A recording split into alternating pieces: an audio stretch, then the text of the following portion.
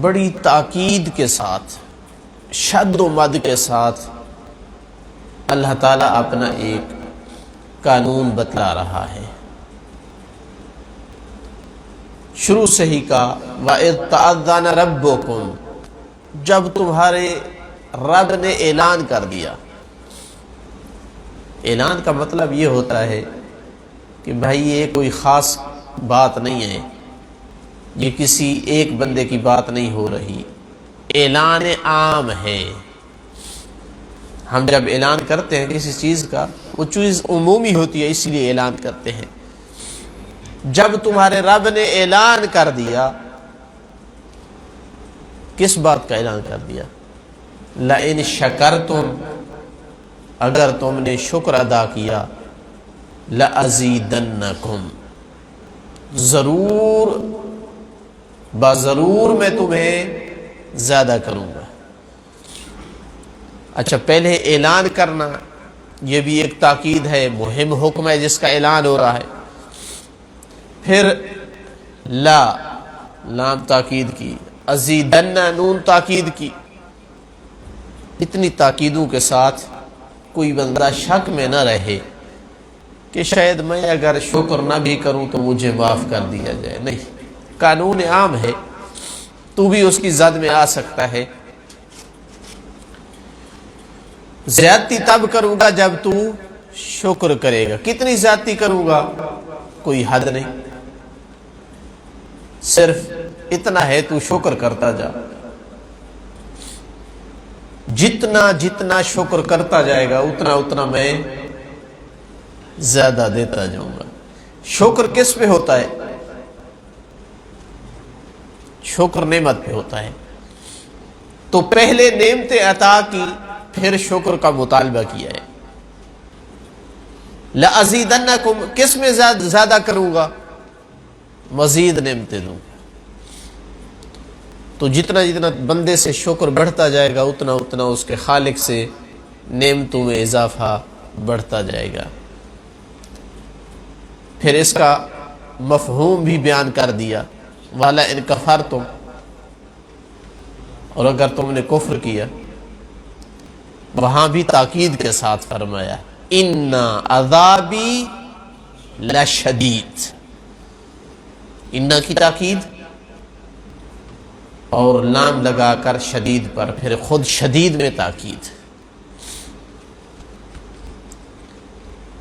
تو اس کا مطلب ہوا کہ کوئی تیسری حالت نہیں ہے، حالتیں دو ہیں، یا بندہ شکر کرتا ہے اور یا کفر کرتا ہے، درمیانی حالت نہیں ہے۔ کیونکہ شکر نہ کرنا ہی کیا ہے؟ کفر ہے۔ تو کفر مفہوم عدمی ہے، وجودی نہیں ہے۔ شکر نہ کرنا کفر ہے۔ تو تیسری حالت نہیں ہے، دو حالتیں ہیں، یا شکر یا کفر۔ شکر کرتا جائے گا تو قانون عام ہے کہ نعمتیں بڑھتی چلی جائیں گی۔ کفر کرے گا یعنی شکر نہیں کرے گا تو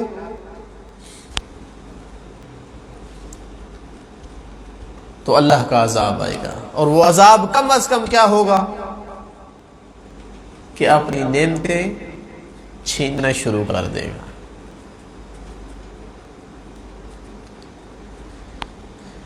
جو جوانی ہمارے پاس ہے، اللہ کی نعمت ہے یا نہیں؟ جی یقیناً اللہ کی نعمت ہے۔ صحت اللہ کی نعمت ہے۔ کسی کے پاس فرصت ہونا، جو کام کرنا چاہتا ہے اس کی فرصت ہونا، یہ اللہ کی نعمت ہے۔ اس میں بہت سارے لوگ اور بھی آپ کے ساتھ شریک ہیں اس نعمت میں۔ علوم آل محمد کا طالب علم ہونا، اس راستے پہ آ جانا بہت بڑی نعمت ہے۔ لیکن اس میں بھی تمام طلاب جو علوم آل محمد کے طالب ہیں آپ کے ساتھ شریک ہیں۔ آپ کو جو اللہ نے ایک خاص نعمت دی ہے جو ہر طالب علم کے پاس نہیں ہے، وہ یہ ہے کہ آپ جوارے امیر المومنین علیہ السلام میں ہے۔ یہ نعمت ہے یا نہیں؟ ہمیں یقین ہے کہ یہ نعمت ہے یا نہیں ہے؟ کیسے پتہ چلے نعمت ہے؟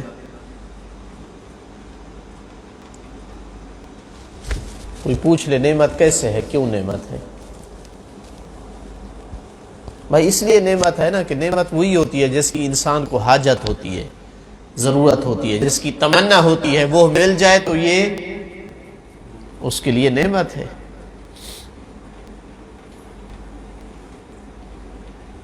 یہاں سے بھی اندازہ ہو جاتا ہے کہ یہ نعمت ہے کہ کتنے لوگ تمنا رکھتے ہیں یہاں زندگی گزارنے کی، نہیں گزار سکتے۔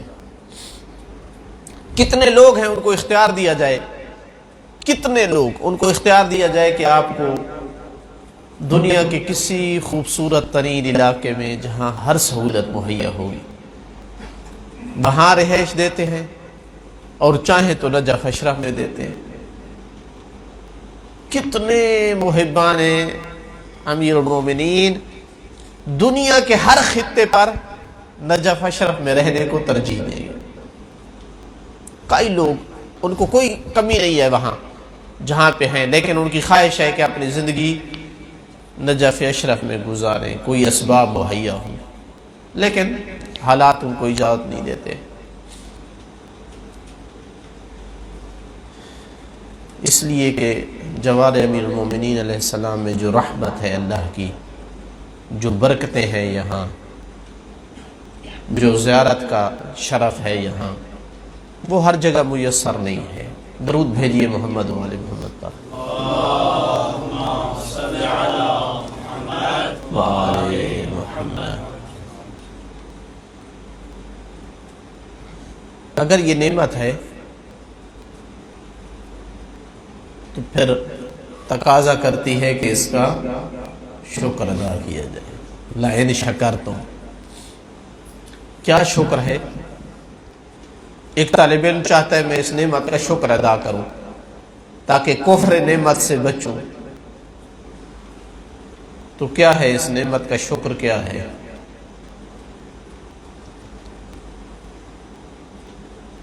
اس نعمت کا سب سے بہترین شکر یہ ہے کہ طالب علم اپنے آپ کو معصیت اور گناہ سے محفوظ رکھتے ہوئے دن رات اپنی علمی مصروفیت میں رہے۔ جتنا ٹائم اس کے پاس ہے اتنا وقت وہ علوم آل محمد کسب کرنے میں گزارتا ہے، تو یہ اس نعمت کا بہترین شکر ادا کر رہا ہے۔ چونکہ علم کی فضیلت اتنی بڑی فضیلت ہے، اتنی بڑی کہ امیر المومنین علیہ الصلوۃ والسلام کی مشہور ترین بہت زیادہ تکرار سے ذکر ہونے والی خصوصیت اور خوبی یہ ہے کہ انا مدینۃ العلم وعلی بابھا۔ مولا علی کے لیے قابل افتخار صفات میں سے ایک صفت کیا ہے کہ وہ مدینہ علم کے دروازے ہیں۔ رسول خدا نے تو مانگی ہی یہی نعمت ہے دنیا میں، رب زدنی علما۔ تو اس نعمت جوار امیر المومنین کا شکر ایک طالب علم ادا کرنا چاہتا ہے تو اپنے آپ کو گناہ سے بچائے، معصیت سے بچائے، اپنے واجبات ادا کرے، اس کے بعد جتنا وقت ہے اس کا علوم آل محمد کو کسب کرنے میں، اپنی کمزوریوں کو محسوس کرے، مجھے کس چیز کی کمی ہے، کون سا مجھے درس ضرورت ہے، کون سی چیز مباحثے سے میں حل کر سکتا ہوں، کون سی چیز کی مطالعے کی ضرورت ہے میری۔ علم بڑا وسیع سمندر ہے، آپ اگر نجف میں 15-20 سال دن رات بھی لگے رہے نا تو شاید کوئی قطرہ حاصل کر سکے اس سمندر سے، کچھ قابل ہو جائے کہ قوم و ملت کی خدمت کر سکے۔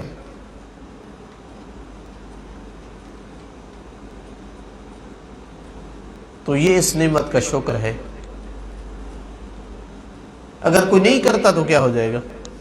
ایک طالب علم اس نعمت کا شکر ادا نہیں کرتا، کون سا عذاب آ جائے گا اس پر؟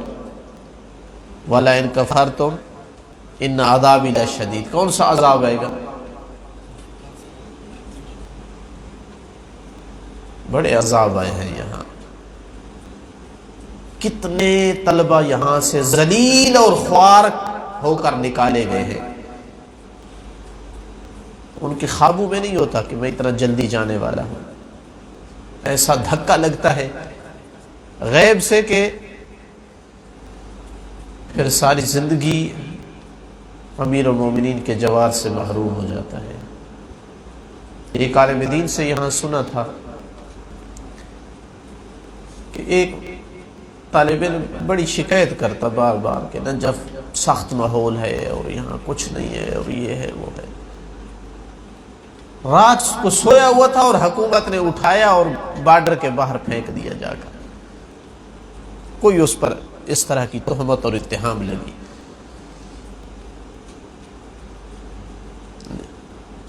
کتنے واقعات ہم بھی دیکھ چکے ہیں اپنی آنکھوں سے۔ کم از کم اللہ کا عذاب اتنا ضرور آئے گا اس پر کہ 10-15 سال یہاں رہنے کے بعد بھی اتنے بڑے حوزے سے اور علمی مرکز سے ویسے فارغ جائے گا جیسے فارغ آیا تھا۔ یہ بھی اللہ کا ایک عذاب ہے۔ یہ جہالت ایک اللہ کے عذابوں میں سے عذاب ہے۔ ایک بندہ ایسے حوزے میں رہ کر، جوار امیر المومنین میں رہ کر، اپنی علمی استعداد نہ بڑھا سکے، یہ بھی اللہ کے عذابوں میں سے ایک عذاب ہے۔ کم از کم یہ آئے گا۔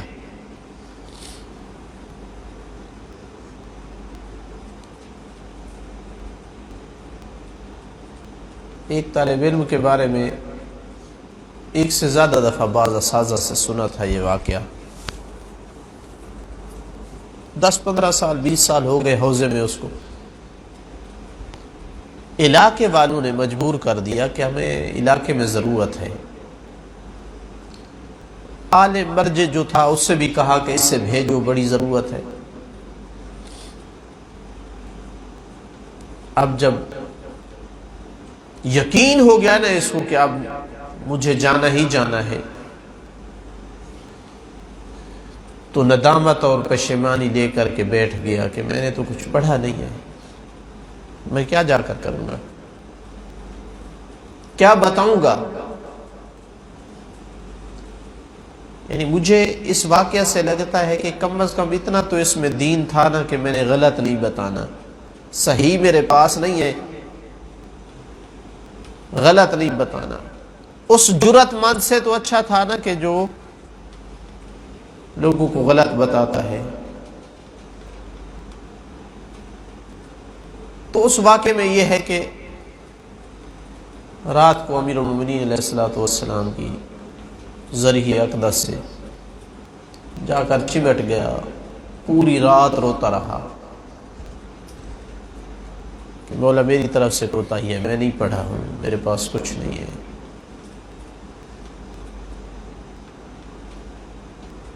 مجھے شرمندگی سے بچا لے۔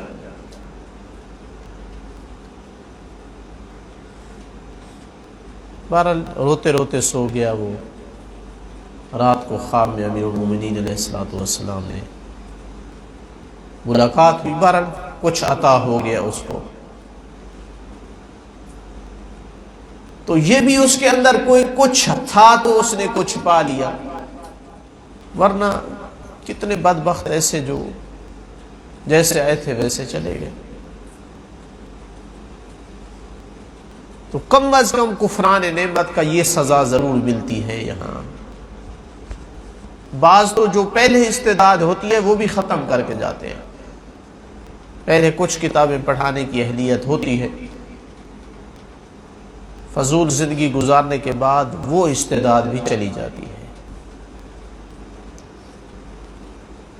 تو لہذا شکر نعمت یہ ہے کہ جس ہدف کو لے کر کے آپ نکلے تھے گھر سے، وہ جو کئی مہینے آپ کے تڑپ میں گزرے تھے نجف کے لیے کہ کب میرا ویزا لگے گا، کب میری ٹکٹ ملے گی مجھے، اور جو شوق تھا کہ میں حوزے میں جا کر پڑھوں گا، اسی کے مطابق اگر آپ دن رات گزار رہے ہیں تو آپ اس نعمت کا شکریہ ادا کر رہے ہیں۔ لیکن آنکھوں سے دیکھ چکے ہیں کتنے طلبہ ہیں جو بھول جاتے ہیں، وہ اوقات انہیں یاد ہی نہیں ہے کہ وہ نجف کس لیے آ رہے تھے، ان کے کیا خیالات تھے اس وقت جب وہ نجف کی تمنا کر رہے تھے، سب کچھ بھول گئے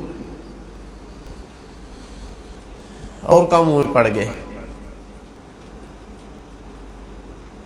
یہ تو بھول گئے ہم پڑھنے کے لیے آئے تھے، کچھ مال جمع کرنے کے چکر میں صرف یہی خیال ہوتا ہے کہاں سے کتنے مل رہے ہیں، نہیں دیکھا حلال ہے حرام ہے، جائز ہے ناجائز ہے، شبہ کا مال ہے یقینی ہے، کچھ نہیں دیکھا۔ گپ شپ کئی گھنٹے فضول گپ۔ کوئی برادر بتا رہا تھا کہ حرم امیر المومنین میں پتہ نہیں ناقل پر اس کی گردن پہ حرم امیر المومنین میں اسٹیشن بنے ہوئے ہیں گپ شپ کے، یعنی باقاعدہ جگہ مخصوص ہے، بھائی فلاں ٹائم پہ فلاں بیٹھتے ہیں۔ امیر المومنین علیہ الصلوۃ والسلام تو عام جگہ پہ بھی فضول گپ شپ دیکھتے، کسی کو تو اس کو ڈانٹ دیتے، کیسی فضولیات میں مصروف ہو، تو اللہ کا ذکر کر لیتے۔ تو کہاں وہ اپنے حرم میں یہ قبول کرتے ہیں کہ طالب علم مطالعہ درس بحث اس کو چھوڑ کر فضول گپ شپ میں بیٹھا ہو، کمرے میں ہے تو گپ ہے، کچن میں گیا تو 5 منٹ کا کام تھا آدھا گھنٹہ گپ شپ میں چلا گیا، وضو کرنے گیا تو وہاں آدھا پونا گھنٹہ گپ شپ۔ اس طرح زندگی گزر رہی ہے۔ کچھ کو جو ہے وہ نیٹ نے اتنا غافل کر رکھا ہے کہ اس کے پاس وقت ہی نہیں بچتا کتاب کو ہاتھ لگائے۔ بڑے اچھے اور ذہین طالب علم کو ایک درس کا مشورہ دیا اور کچھ دن وہ درس میں جانے کے بعد چھوڑ دیا اس نے، تو پوچھا میں نے، سنائے، کہا درس بہت اچھا تھا لیکن میں نہیں جا پا سکوں گا۔ وجہ بھائی؟ کہا اس کے لیے تیاری کرنی چاہیے اور میرے پاس ٹائم نہیں ہے۔ پوچھ لیا بھائی ٹائم کیوں نہیں ہے؟ دیندار طالب علم تھا، جھوٹ نہیں بولتا تھا۔ کہا فیس بک سے فراغت نہیں ملتی ہے۔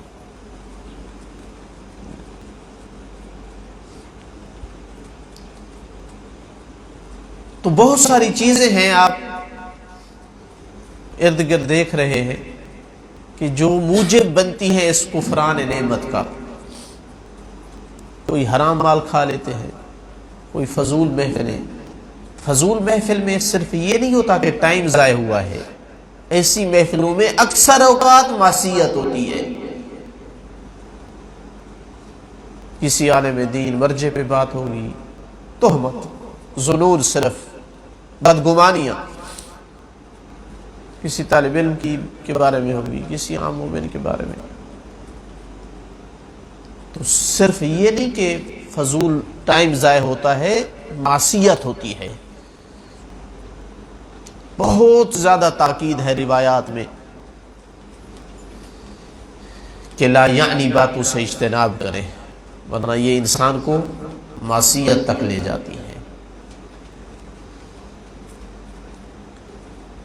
کچھ کو عرض کیا ہے کہ انٹرنیٹ ان کا ٹائم ضائع کرتا ہے۔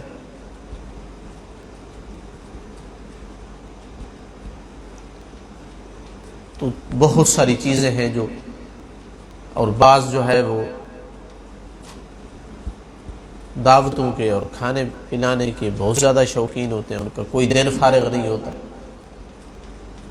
آج فلاں کے ہاں جا رہا ہے اور وہ اس کے ہاں آ رہا ہے اور پھر وہ تیسرے کے ہاں جا رہے ہیں. دوستیاں اتنی ہیں بھئی دعوتیں کرنی ہیں. علماء تو یہاں تک بحث کرتے ہیں کہ طالب علم پڑھائی کو زیادہ ترجیح دے یا نماز شب کو. اگر نماز شب تہجد رکاوٹ بن رہی ہے پڑھائی کے تو کیا کیا جائے؟ علماء تو اس طرح سوچتے ہیں. نماز شب کے شاید مستحبات میں سے اس کی کوئی مثال ہو جتنی تاکید نماز شب کی ہے. ایک عالم دین سے سنا تھا کہ مستحبات میں امام حسین علیہ السلام کی زیارت اور نماز تہجد، ان دو سے زیادہ شاید کسی مستحب کی تاکید نہیں ہے. یہاں تک بحث ہوتی تھی طالب علم سفید لباس پہن سکتا ہے یا نہیں، جلدی میلا ہو جاتا ہے اور دھونا پڑتا ہے. کہاں ہیں وہ علماء، کہاں ہیں وہ طلاب؟ استفتاء موجود ہے، سید خوئی سے پوچھا گیا طالب علم سفید لباس پہن سکتا ہے یا نہیں، چونکہ جلدی میلا ہو جاتا ہے اور دھونا پڑتا ہے، ٹائم لگتا ہے. یہ تو باتیں میرے خیال میں اب عجیب سی لگتی ہے، ایسی کوئی بات کرے محفل میں.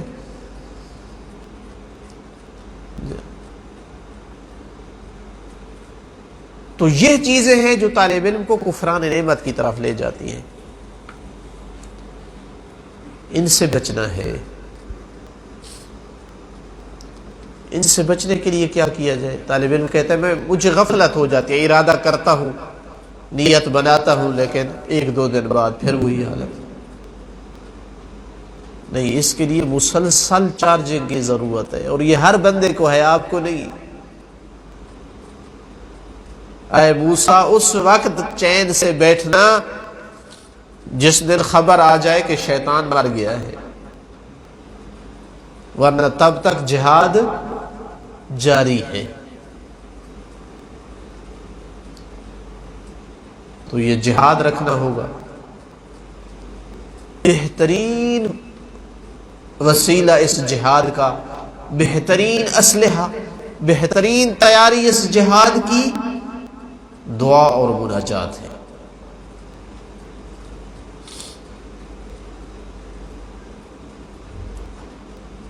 اسلحہ ہے مومن کا، ہر لڑائی میں کام آتا ہے.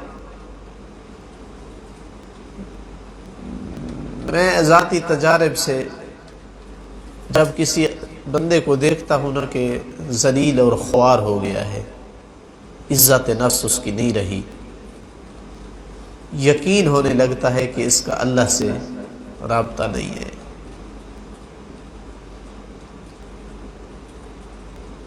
جس طالب علم کا، جس مومن کا اللہ سے رابطہ ہے، اللہ سے مانگتا ہے میری عزت کو محفوظ رکھ، اللہ سے مانگتا ہے میرے علم میں اضافہ کر، اللہ سے مانگتا ہے مجھے معصیت سے محفوظ رکھ، دن رات یہ دعائیں مانگتا ہے، میرے نفس کو پاک کر، مجھے روحانی جسمانی مرضوں سے محفوظ رکھ، دن رات اخلاص سے مانگتا ہے. توقع کی جا سکتی ہے کہ اس کی بات نہ سنے. ہمیں تو جو تعلیم دینے والی ہستی ہیں انہوں نے یہی تعلیم دی ہے کہ جب تک نہ سنے دروازہ کھٹکائے رکھیں، کھٹکائے رکھیں، کھٹکائے رکھیں، اس لیے کہ جو دروازہ بار بار کھٹکایا جاتا ہے وہ کھل کر رہتا ہے. دعا اگر آداب کے ساتھ مانگی جائے، مواظب ہو جائے آدمی، صبح کے ٹائم پہ مانگ رہا ہے، مثلا نماز کے بعد، تلاوت قرآن کے بعد، معصوم نہیں فرماتے میرا اللہ میں کیسے توقع رکھوں آپ سے کہ جو چیز ساری زندگی میں نے آپ سے مانگی ہے، اتنا بڑا سخی ہو کر تو اس چیز سے مجھے محروم کرے. ما ہاکذا ظن بک، تیری ذات میں یہ گمان، بدگمانی نہیں کی جا سکتی. تو جس طالب علم کا یہ پہلو مضبوط ہے، دعا ہے، مناجات ہے، نماز اول وقت میں پڑھتا ہے، لیٹ نہیں کرتا. یہ اول وقت پہ نماز پڑھنا ایک اکسیر ہے، اکسیر، عجیب اثرات ہیں اس کے. ہم بعض دفعہ اس کو اتنا ویلیو نہیں دیتے، بھائی ٹائم بسی ہے پڑھ لیں گے، نہیں، اول وقت پہ نماز پڑھنا بہت بڑی چیز ہے۔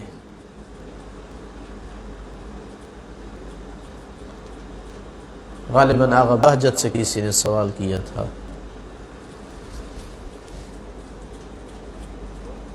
میں یہ کرنا چاہتا ہوں وہ کرنا چاہتا ہوں، انہوں نے کہا صرف ایک کام کر لے، اول وقت پہ نماز پڑھ، پھر دیکھ کیا ہوتا ہے۔ تو جو طالب علم اول وقت پہ نماز پڑھتا ہے، دعا مانگتا ہے، مناجات ہے، قرآن مجید کی تلاوت توجہ اور التفات کے ساتھ، کل میں ایک عالم دین کی زندگی پڑھ رہا تھا، غالباً محمد حسین نام ہے لیکن بجن وردی کے لقب سے معروف ہے، نجف کے علماء میں سے، روزانہ 4 پارے قرآن کے پڑھا کرتے تھے، 2 صبح نماز سے پہلے اور 2 پارے مغرب کی نماز سے پہلے۔ آج اگر کہا جائے کہ کون طالب علم ہے جو 4 پارے نہیں 4 صفحات پڑھنے کا ملتزم ہے، 2 ٹائم 8 صفحے اس کے ہو جاتے ہیں، تو پتہ نہیں کتنے طلبہ کہیں کہ ہاں ہم پابندی سے پڑھتے ہیں۔ تو یہ ان چیزوں سے دوری نتیجہ بنتی ہے کہ انسان راستے سے بھٹک جاتا ہے۔ یہ اللہ کی رسی ہے، قرآن مجید اللہ کی رسی ہے، نماز اللہ کی رسی ہے، دعا اللہ کی رسی ہے، جس نے اس کو تھام لیا وہ ادھر ادھر نہیں جاتا۔ البتہ یہ ضروری ہے کہ پڑھائی کا جو طریقہ کار ہے وہ درست ہونا چاہیے۔ بعض دفعہ طالب علم محنتی ہوتا ہے لیکن اس کو یہ نہیں پتہ نہیں کہاں سے شروع کرنا ہے کہاں ختم کرنا ہے، مطالعہ کرنا ہے تو کیا طریقہ کار ہے، ان چیزوں کا نہیں پتہ ہوتا، جس وجہ سے وہ محنت کرتا بھی ہے تو وہ نتیجہ نہیں دیتی۔ کئی چیزیں ہیں جو درس کے ذریعے سے ہیں، کچھ ہیں جو آپ مباحثے سے بھی کر سکتے ہیں، کچھ ہیں جو مطالعے سے حل کر سکتے ہیں۔ پھر مطالعہ کرنا ہے تو کوئی ترتیب کے ساتھ کرنا ہے، اس کو پھر محفوظ کرنا ہے، اس کے خلاصہ کر کے لکھنا ہے تاکہ یاد رہے، پھر کون سی چیز کا مطالعہ اہم ہے اس کی تشخیص کرنی ہے، درس پڑھنے کا طریقہ کیا ہے۔ سطوح علیہ کے بعض طلبہ آئے، چند دن پہلے بات ہو رہی تھی، میں نے کہا اب درس کفایہ میں جاتے ہیں تو پہلے پڑھ کے تیاری کر کے جاتے ہیں؟ کہا نہیں، واپس آ کر ہم درس کا مباحثہ کرتے ہیں لیکن پہلے مطالعہ کر کے کبھی نہیں گئے۔ تو میں نے کہا آپ کو کبھی سمجھ نہیں آئے گی، استاد کے درس کی پوری سمجھ کبھی نہیں آئے گی۔ حیرت ہوئی، مدرسوں میں رہے، حوزے میں رہے، پڑھنے کے اصول ابھی تک اصول پتہ نہیں ہے پڑھنے کے کیا ہے۔ اس طالب علم اس چیز کو واجب سمجھے کہ وہ پہلے تیاری کر کے جائے، اس کو واجب سمجھے کہ ایک لمحے کے لیے غافل نہ ہو استاد کی بات سے، اس کو واجب سمجھے کہ واپس آ کر مباحثہ کرے۔ کتاب حل ہوتی ہے یا نہیں ہوتی؟ یہی عقل رکھنے والے لوگ تھے جنہوں نے وہ کتابیں لکھی ہیں، کوئی خارق و طبیعہ بشر نہیں تھے وہ۔ مطالعہ بھی اسی طرح ہے، مثلا بجائے اس کے کہ آپ پڑھتے پڑھتے 50 صفحہ پڑھ لیں، نہیں 5 یا 10 صفحے پڑھیں لیکن اس کو لکھیں، خلاصہ کر کے اس کا لکھیں، آج کیا پڑھا ہے، نئی کیا چیز ملی ہے مطالعے میں۔ مباحثے میں جائیں تو تیاری کر کے جائیں، پھر چھٹی نہ کریں مباحثے کی۔ طالب علم مباحثہ شروع کرتے ہیں، ہفتے 10 دن تک چلتا ہے، اس کے بعد ختم۔ آج اس نے چھٹی کی ہے، دوسرے دن اس نے چھٹی کی ہے، تیسرے دن دونوں نہیں۔ التزام ہو مباحثے میں۔ حوض نجف میں دروس کے ساتھ ساتھ جو چیز انتہائی مہم ہے وہ یہ ہے کہ آپ کا مباحثہ، آپ کی لکھائی، یہ سارا کچھ عربی میں ہونا چاہیے۔ حاشیہ لکھتے ہیں کتاب پر، کاپی نوٹ تیار کرتے ہیں، عربی میں لکھیں، مباحثہ کریں، عربی میں کریں۔ شرم آتی ہے بعض دفعہ طالب علم ایک جملہ جو ہے وہ نہیں بنا سکتا، 10-15 سال ہونے والے، ایک جملہ عربی کا اس کو صحیح لکھنا نہیں آتا، بولنے میں ایک جملہ نہیں بنا سکتا، اس لیے کہ اس پہ کام ہی نہیں کیا، اس نے محنت ہی نہیں کی۔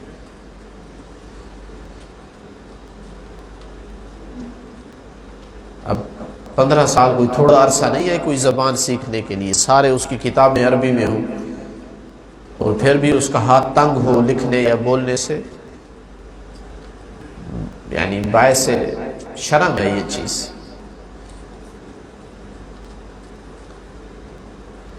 تو خلاصہ کلام یہ ہوا کہ اس تصور کو راسخ کریں کہ نجف میں آپ کے یہاں اوقات یہ اللہ کی نعمت ہے، اس نعمت کی ہمیں قدر کرنا ہوگی۔ کتنے لوگ جو مال میں، اسباب میں، سب کچھ میں ہم سے زیادہ ہیں، لیکن یہ نعمت ان کے پاس نہیں ہے۔ اگر اس کی قدر کر لی تو دنیا و آخرت کو پا لیں گے، علم بھی ہوگا، عزت بھی ہوگی، مقام بھی ہوگا، دنیا بھی ہوگی، آخرت بھی ہوگی۔ ورنہ جنہوں نے اس نعمت کی قدر نہیں کی ہے، آخرت تو آخرت، ان کی دنیا بھی تباہ ہو گئی ہے۔ زمانے نے ان کو ٹھکرا دیا ہے، دھتکار دیا ہے۔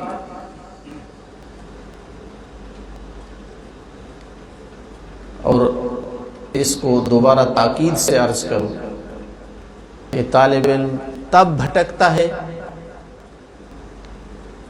تب اپنے مشن اور ہدف سے ہٹتا ہے جب وہ کوئی گناہ شروع کرتا ہے، جب وہ حرام مال کھانا شروع کرتا ہے، معصیت کرتا ہے، واجب میں سستی کرتا ہے، اور یہ چیزیں تب کرتا ہے جب اس کا اللہ سے رابطہ کمزور ہو جاتا ہے اور شیطان کے ہاتھ میں اس کی باغ ڈور آنا شروع ہوتی ہے۔ جس کا طالب علم کا اللہ سے رابطہ مضبوط ہے، نماز، دعا، تلاوت، ان چیزوں کے ذریعے سے اس کو کوئی چیز نہیں ہلا سکتی ہے۔ وہ ہر وقت مسلح ہے، اسلحہ اس کے ساتھ ہے۔ وہ بھی طالب علم ہیں جن کے تمام رواتب ہونے کے باوجود بھی حل میں مزید، حلال ہو حرام ہو مل جائے، اور وہ بھی طالب علم ہے کہ جو پوچھنے آتا ہے کہ فلاں جگہ سے میں راتب لے لوں، جائز ہے یا ناجائز؟ تو میں نے پوچھا کہ آپ کے راتب کتنے ہیں؟ کہا کوئی نہیں ہے، وہی ایک ہی ہے۔ تو میں نے کہا اگر وہ ناجائز ہو؟ تو کہا نہیں لوں گا، پہلے نہیں اوقات گزر گئے میرے۔ اللہ سے رابطہ ہو تو پھر بندہ یوں ہوتا ہے کہ رازق وہ ہے اور اس نے طالب علم کے رزق کی زبان اٹھائی ہے۔ پروردگار بحق محمد و آل محمد علیہ السلام ہمارے صغیرہ کبیرہ گناہ معاف فرما، محمد و آل محمد علیہ السلام کے علوم سے ہمارے دلوں کو منور فرما، خدایا ہمارے سینوں کو تعلیمات قرآن کے لیے کشادہ فرما، ہمارے والدین اساتذہ کے صغیرہ کبیرہ گناہ معاف فرما، بحق محمد و آل محمد علیہ السلام۔ میرا اللہ اس موذی وبا وائرس کورونا کو ہم سے اٹھا لے، اپنی رحمت کے دروازے ہم پہ کھول دے۔ جو مومنین اس بیماری میں مبتلا ہیں پروردگارہ انہیں شفائے کاملہ عاجلہ عطا فرما، خدایا مظلومین کی نصرت فرما، جہاں جہاں مومنین، مجاہدین، مسلمین اعدائے اسلام کے ساتھ برسر پیکار ہیں، خدایا انہیں غلبہ نصیب فرما۔ پروردگارہ اس جوار امیر المومنین علیہ السلام کی نعمت کا ہمیں زیادہ سے زیادہ شکر ادا کرنے کی توفیق عطا فرما، علم و عمل کی دولت سے مالامال فرما۔ پروردگارہ بحق محمد و آل محمد علیہ السلام حجت دوران کے ظہور میں تاجیل فرما، ہمیں ان کے اعوان و انصار سے شمار فرما۔ پروردگارا تیری بارگاہ میں ملتمس ہے، اپنی رحمت، اپنی عزت، اپنی عظمت، اپنے بندوں پر شفقت کا تجھے واسطہ میرا اللہ، جب تک زندہ ہے محمد و آل محمد کی زیارت، مرنے کے بعد ان ہستیوں کی شفاعت ہمارا مقدر فرما۔ ربنا تقبل منا انک انت السمیع العلیم بجاہ محمد وعطرتہ الطیبین الطاہرین المعصومین، صلوات۔